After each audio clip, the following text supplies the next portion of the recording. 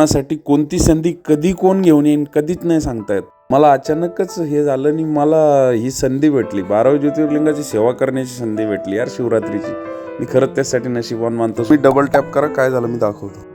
शिवरात्रीचं काय करायचं, कुठं जायचं हे ठरवतच होतो आम्ही. प्रत्येक वर्षी कुठं कुठं जातो. अचानक घुष्णेश्वराच्या पुजारी मित्राचा कॉल आला, तो म्हणे भैया लवकर या.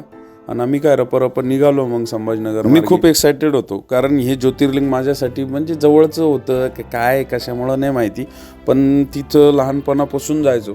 बारीत लागून दर्शन करणं, सगळ्या गोष्टी अशा मला एक्साइट करत होत्या. जय श्रीकृष्ण.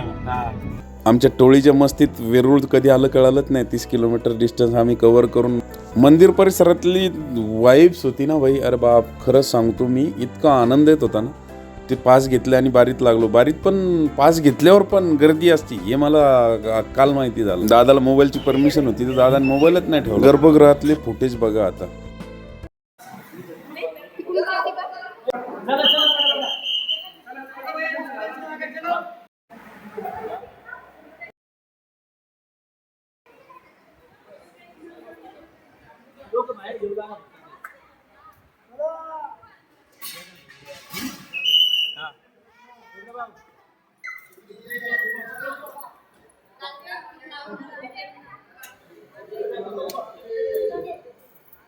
तब्बल अर्धा तासानंतर मग प्रसादरूपी श्रीफळ घेतलं, निघालो बाहेर निघालो तर मोठी नंदी मूर्ती आहे. नंदी मूर्तीला विसरून नाही जमत. बाबाला हे करायचं म्हटल्यावर नंदीला जीव लावाच लागतो.